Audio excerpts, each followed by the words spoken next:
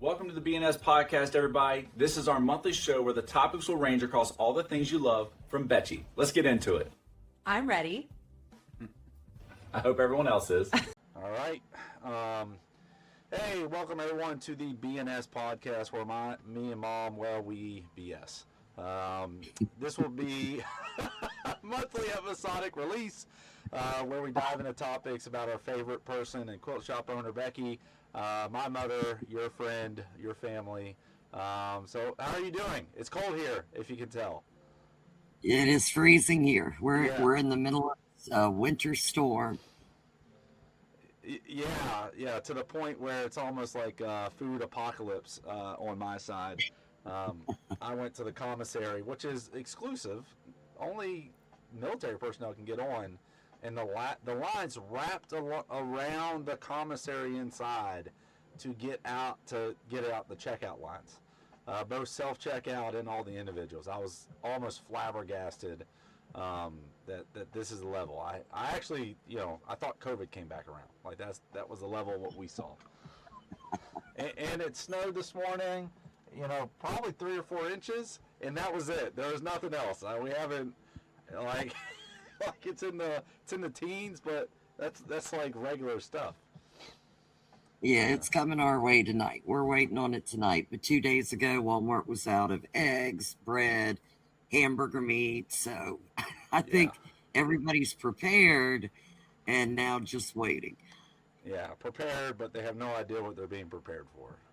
But better to be prepared than not, I guess. Yes. So, kind of right off the bat, you've got this awesome quilt shop that I love going to every single time. Let's kind of start there. What made you want to do this? What made you want to put a quilt shop together as a water treatment plant manager, or I don't even quite know. Digging holes looking for leaks, and then you're like one day, oh yeah, let's open up a quilt shop. What made you want to do that? So my best friend, Maggie Ketchum, called me about 18 years ago. And we always went on trips together, did fun stuff. And she's like, get ready. I'm coming to get you. We're going to Elkins. We're taking a quilt class. And I was like, no, we're not. I don't know how to sew. And she said, neither do I. We're going, get ready. And both of my grandmothers tried to teach me how to quilt when I was younger. My mother, God bless her soul, tried to get me to sew, and I was awful at it. So I very unwillingly went with your Aunt Maggie to Elkins Sewing Center. We did our first block, and I was hooked. Loved every minute of it. Your dad went out and got me a little brother sewing machine, and I started sewing and sewed for years, and really always had this dream. I told Sue at the Elkins Sewing Center, I want to be you when I grow up. And I was already, my God, how long ago was that? I was already in my 30s, early 30s. And when your dad got sick and was getting ready to pass away, he called me in one day and he said, Becci, don't end up in a bed like me wishing you would have done things. He said, do everything you want to do and do it now. And he said, open that quilt shop, do everything. I would have never had the guts to open the quilt shop, but I thought, well, I will do some quilts. And I got the long arm in the basement down here in my dungeon, started doing quilting for people, and everybody would say, well, do you have any backing? Do you have any batting? Do you have any other material? So I thought, well, I need to get some material. And I thought it would just be a side thing. And I got the material, and you call, the people come. All of a sudden, it was a day. And the most amazing thing about it was these people become like family to me. Now they're on my lives. I've got girls from all around here that suddenly I am so blessed to have all these friends that are like family to me. And I've got girls in Texas, Alice Patterson and Judy Carter, and my girls in Georgia and Wisconsin, and they're on the lives. They're calling me. They come to retreats, and we're all hanging out, and it's like this community of family. So it has turned into something I never imagined. Yeah, that almost just leads into the next set, you know. But it was almost like a combination of the things that you did. Because I know when I was younger, you know, everybody got a hug, right? Yeah, Everybody, every one of your friends, you I know, love I'd you. be confused while you're hugging, you know, Johnny Cutright, you know, the sheriff. Like, how do you know the sheriff? I don't understand, right? Like and then turning around and going, I know him. Don't do anything. Like, Yeah, it was always these Papa things. John. Yeah, yeah. And later down the road, I got to know Johnny for one important night of my life, and you know, really a Yes. changer. But and that's probably one of the most interesting things about that quilt shop is every time I've sat up there and did anything, you know, whether everybody knows it, it's like they walk in the door and they may not realize it, but they actually walked into a family reunion. Not because of us, they just didn't know that you're now a cousin, whether you wanted to be or not. Like you're gonna get a hug. You're gonna, Yeah. yeah, like you know, welcome in, and it's always been the unique thing to me that I took all over the world, whether it was, you know, when I talked, you know, when I was in the Middle East, talked with Pakistanis or Jordanians or folks in Qatar or in the United Arab Emirates or out in Japan, is I took that with me everywhere, and I made some great friends uh, because that trait kind of, it may not be hereditary, but it's kind of hereditary. You see with all the boys as well is, you know, we took that everywhere with us. But I don't understand where it came from. Like where, you know, I got glimpses of some of the people that you grew up with and were intimate with, like Grandma Maddie and Grandpa Jake or Uncle Kenny. You know, these people, Granny Yeah. Blunt. You know, people that I Yeah. saw on like old VHS tapes, right? That you would just be like, man, I really wish I got to experience some of the things that you got to experience when you were younger. But who was that early on that started tapping that thing that makes you today that family moniker? It was both sides of the family. Dad knew everybody. Dad loved everybody. There wasn't anybody Dad didn't hug, and all the women loved Dad. And Tommy D. so, Nasman, for those of you that don't know, Tommy, yes, yeah, yes, lots country of singer, Air connections. Force, right? Air Force during Yes, or the no, I think it was Army. I think Army. He was a I can't remember. paratrooper.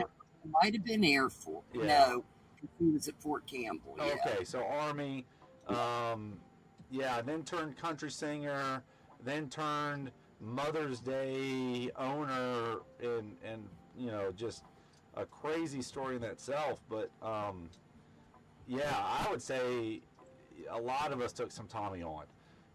yes. Yeah, he rubbed off on everybody. But where was it? You know, were you with Tommy your whole younger life? That No, no. no. Mom and Dad weren't together, so I didn't really meet Dad until I was 13. Oh. So I didn't know any of that side of the family until I was 13. But Grandma Anderson, I mean, I was with Grandma every summer, and Grandma was the kindest, most warm person that I ever knew in my entire life. And I got my stories from her too. My granddad would say, Maddie, you'll walk 10 miles in a circle to tell a story that should have been in a straight line. So, and actually, Seth, your dad, Jim, when we got together, he met Grandma and Granddad about 6 months later, and he used to call me Paragraph, and I never knew why. And we went to Grandma and Granddad's. We spent the weekend, and we were pulling out the driveway. Grandma's crying, I'm crying, we're hugging each other. And we pull out, and Jimmy looks at me and he goes, paragraph, now I know where you got it. And I said, where I got it? And he said, that's a novel right there. His grandma would tell stories, and she would start off just telling you, you'd say, oh, God, these green beans are good. Where'd you get them? And she would go to tell you about going down to the garden to pick green beans. And she ran into the neighbor next door. And did you know that her son did this and did that? And half an hour later, she goes, now, what was I telling you about? And you still haven't got to the green beans. Maddie and Jake reminds me of Archie Bunker and his wife a lot. Yes. Because Granddad Yeah. would sit on that front porch, and when I was real young, I always thought he was the mean. And then what Yes. you really found out is he's a softie inside, and He's it's a a teddy facade. He's a freaking teddy bear. Yes. I always thought that was a weird dynamic between those two. That never It was. never Grandma made was sense just to me. like Edith Bunker. Yeah, yeah. Oh, Archie, just just over there yelling, "Oh, Jake." Yes, I miss So, them all the time. what was it before Maddie? Um, where were you living? Like where were you at to go there during the summers? Was that Virginia? Was that Yeah, my stepfather was, he was in the Navy, Bill, and senior chief? we were in Virginia, we were in Key West, Florida, we were all over the place. So I moved, and I think that's another reason I'm so close to people now, is we moved every year or two. Yeah, And when you're in school and you're moving, everybody's already got their cliques. You're the outsider. I never really fit in. Never felt like I fit in. Didn't have any close friends. And now I've got just a gaggle of close friends, and that's what I love is they're my people, and I've got this community. So yeah, it was really hard growing up, moving all over, and I loved coming home to Grandma and Granddad because that was home. And in fact, I was born in Buchanan and lived in their house when I was born. And in April, I just got to buy that house back. So I love going there because that's my home. That's where all of my memories are. so that moving around. I mean, I'm a master chief in the Navy now. I know I didn't get to talk with Bill a lot when I was younger, but I got to see his life through the eyes of his funeral, essentially. Mhm. Because me and you went down there. I don't know how much you remember about this, but um, Yeah. we had went down there, and that was the first time where I really got to understand who Bill was. Um, a lot of the reasons why I'm in the Navy today was because I saw the pictures and the ships and the great, freaking guns that were on them, and it was one of the reasons when I talked to Jeff was like, hey, I'm going to go in the Navy, and I know to you that didn't make any sense, but now you got 3 boys in the service. Yes, I did not want you in the Yeah, military. well, it was because of Bill. Bill started it, so and Yes. then between Bill and Tommy, but so you ended up.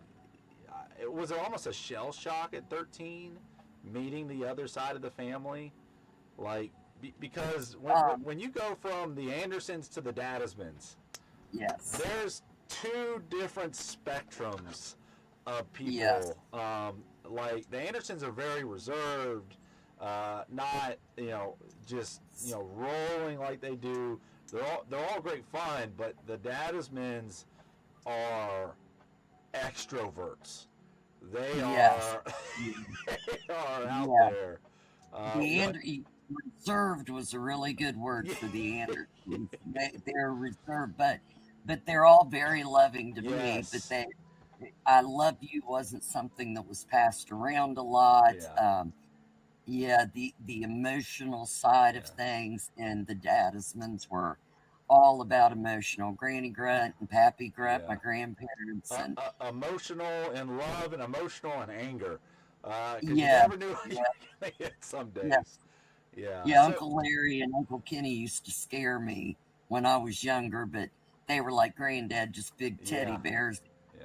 Yeah, they came across as gruff, but actually, when I moved back here at 26, Uncle Kenny gave me my first real good job working for his construction company, Sunshine Construction. What was it? Sunshine Construction Sunshine Company. Yeah, Construction.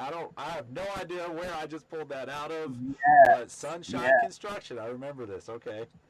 And I started out as the secretary, and I was ordering things for the cruise, and I didn't know what I was ordering, had no clue.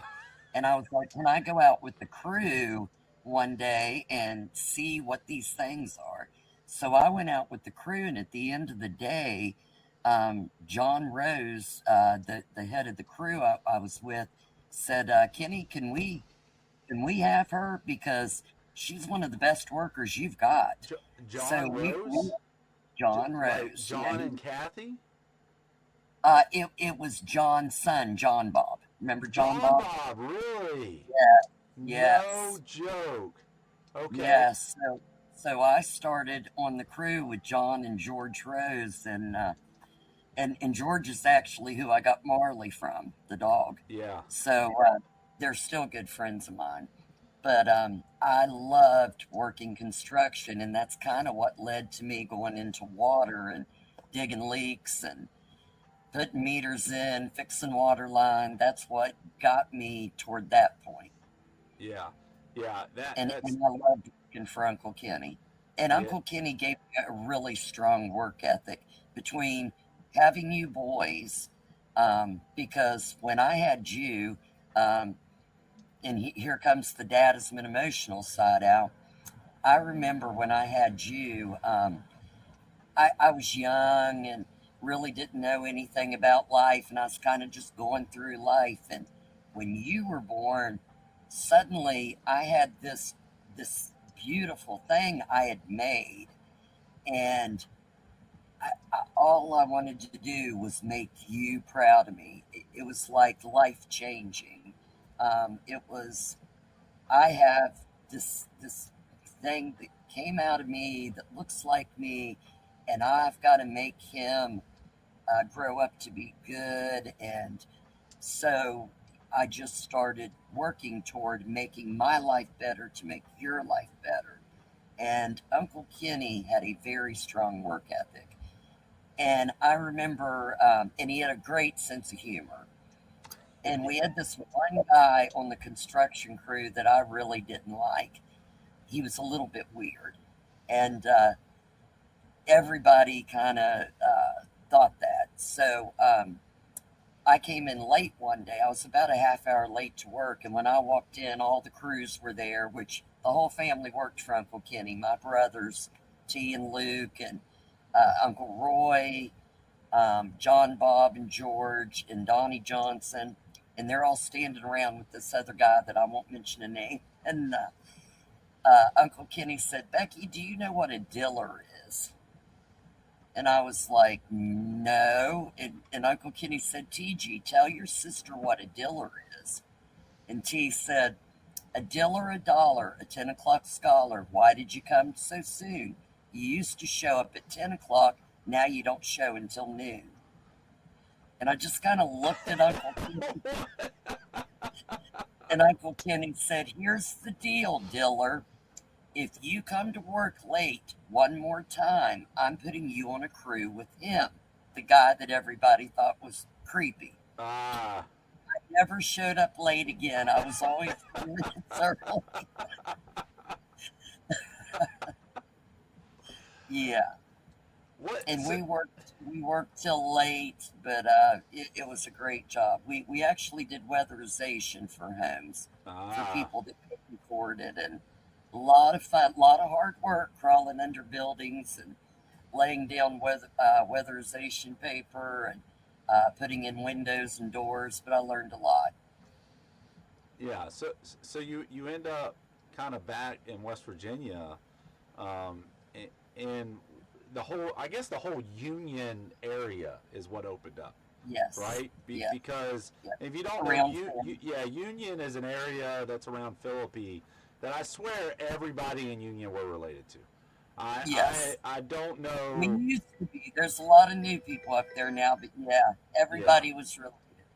yeah. In fact, it was so bad that the boys would come home from high school and say, "Are we related to this girl?" Because ultimately they would meet a girl and they'd go, "Oh, look at this girl, mom," and I'd go, she's your cousin."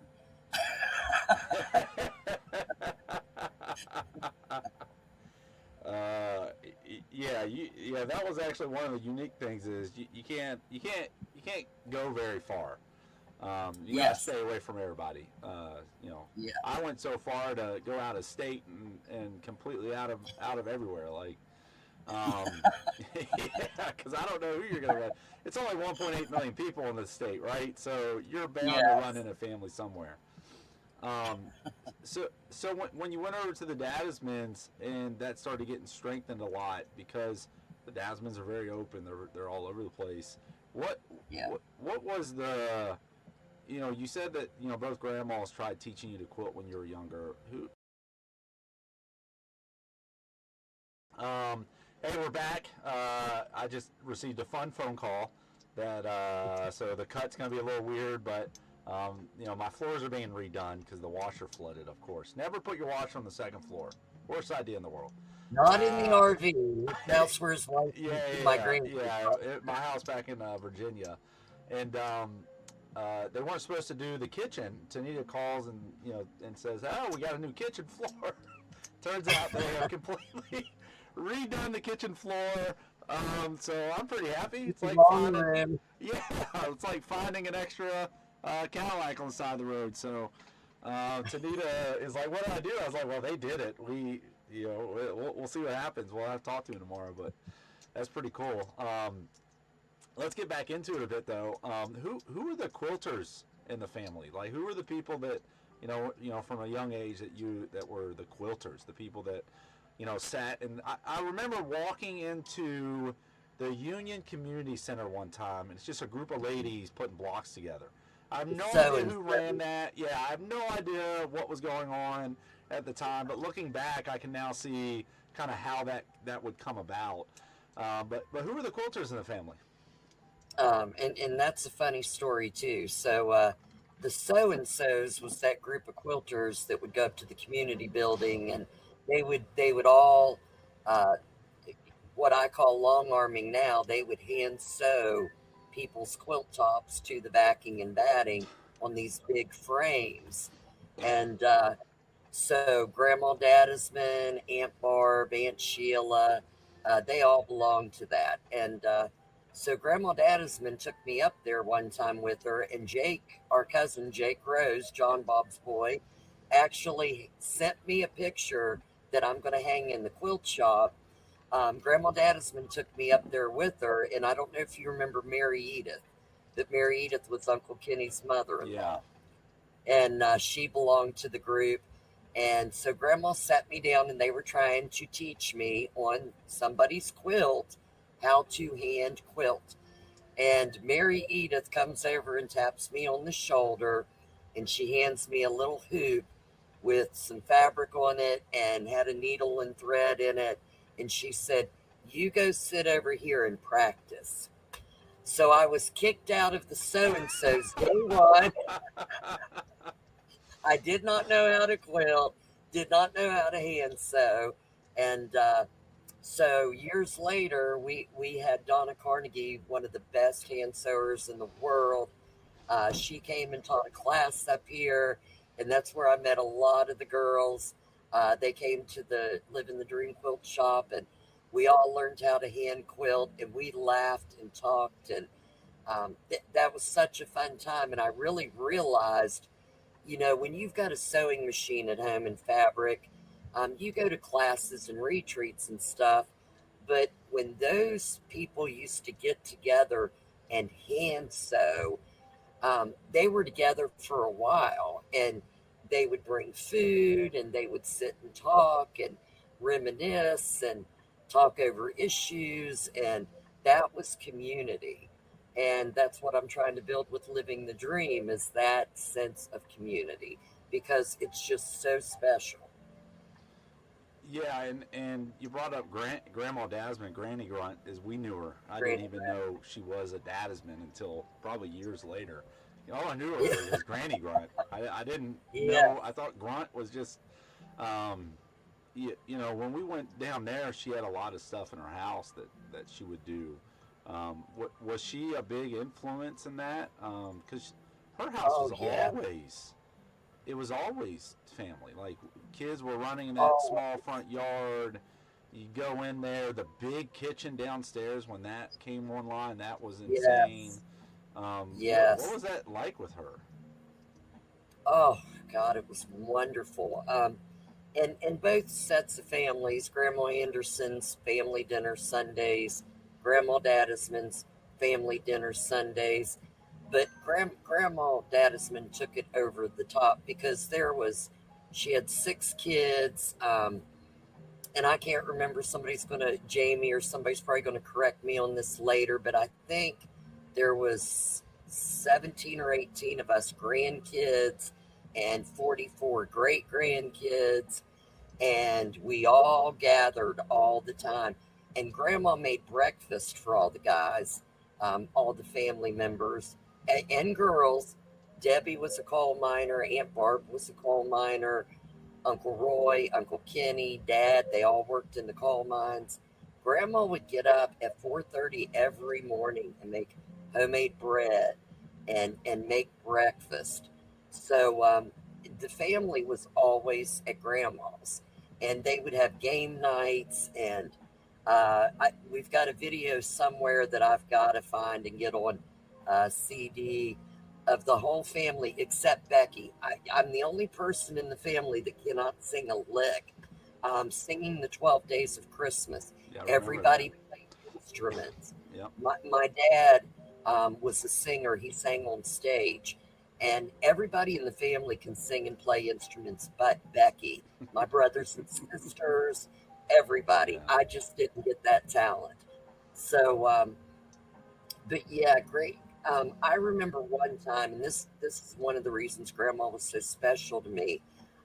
You boys were out playing, and me and Grandma were in the house, and Grandma was on a walker at the time, and she was sitting watching TV and had her walker in front of her, and you boys came in with a turtle, and I was like, "Oh, boys, get that turtle out!" Which at my house you could have brought the turtle in, we'd have kept it in a box, but we were at Grandma's. So I was like, take that turtle outside. And Grandma's like, no, no. And she moves her walker over and she sits up and she says, bring it over here and sit it down. Now, everybody sit down and we'll watch him come out. So he came out and walked around, and Grandma was just like one of you all. She was like she was Yeah. 4 years old with a turtle in the house.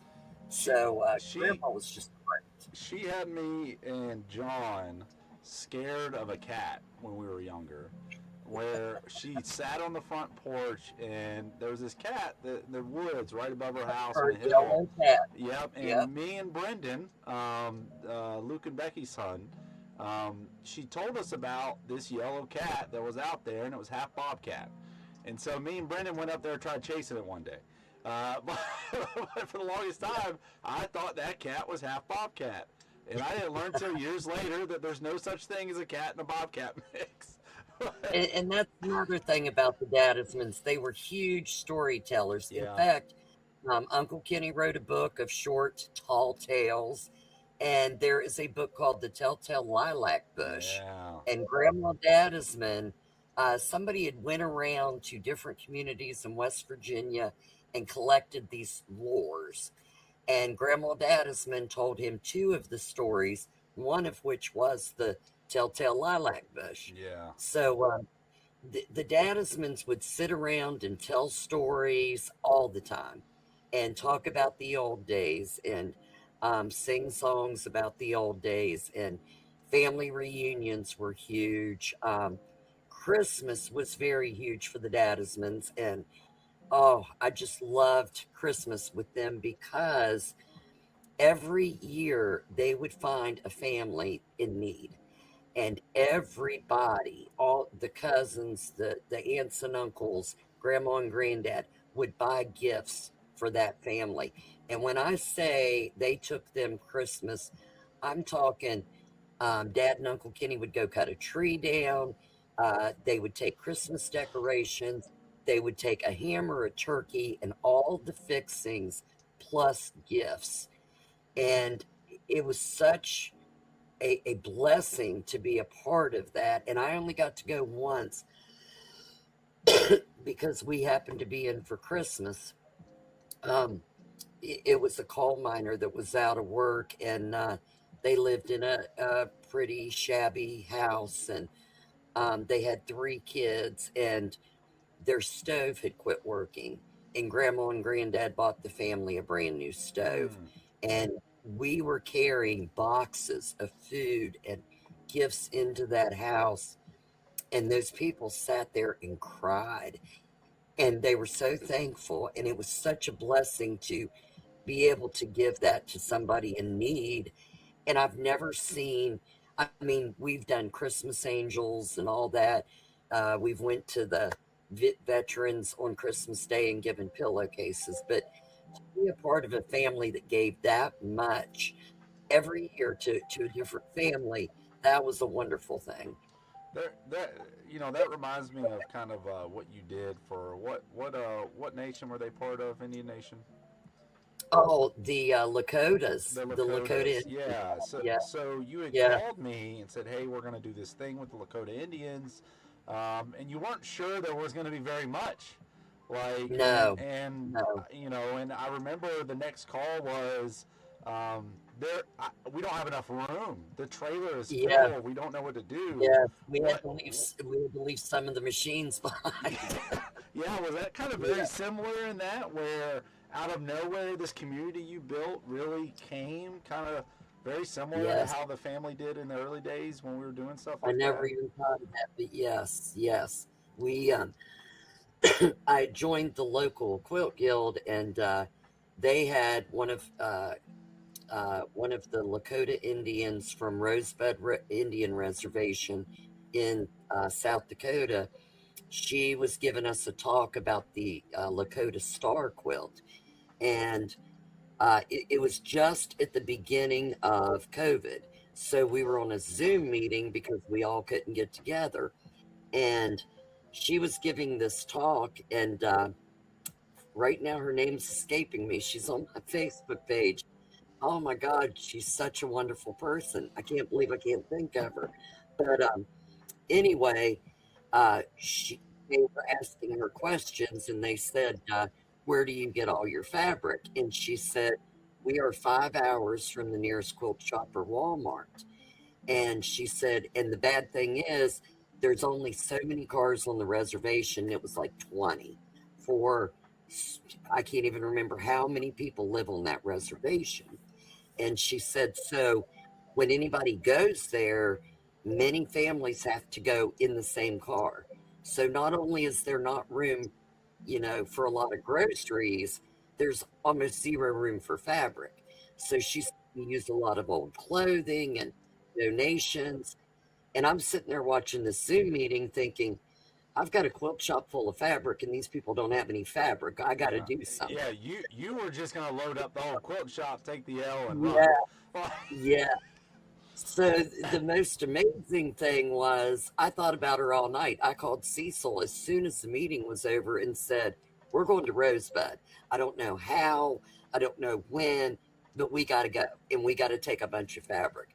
And the next morning, I called Connie, one of the, her husband is actually a Lakota Indian from Rosebud. That's how they had contacted Maggie McKicken.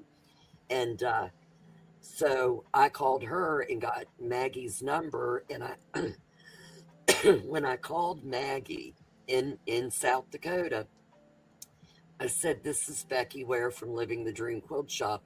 She said, "You've got to be kidding me." She had just called Connie that morning, gotten my name, and looked up the quilt shop on the web. And I mean, it was like one of those meant to be moments. Yeah. And she said, "I am sitting here right now looking at your quilt shop," because during the Zoom meeting, I was crying. and asking, No, not what you you. don't have, yeah, yeah.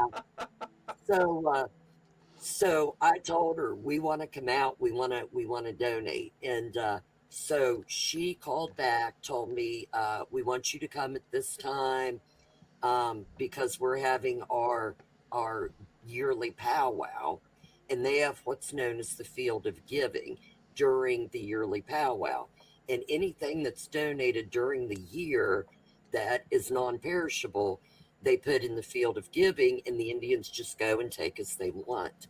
And she said, if you guys come during this time, you can also see some of the things that not many white people get to see. So when we went, they had already erected one teepee, and they let us build another teepee with them, and they left us there. We slept in teepees that night, and seeing the moon come up in the hole of your teepee on the plains with not a house in sight was one of the most amazing experiences of my life. And one of the second most amazing experiences was the next morning. Some of the Indians that had been at the Field of Giving came up and sang songs of prayer to us. And there was only like maybe 10 of us there on this hill on a plain beside two teepees, and they sang these songs of prayer in their language. And that's actually on our Facebook videos. You can go under videos and see that.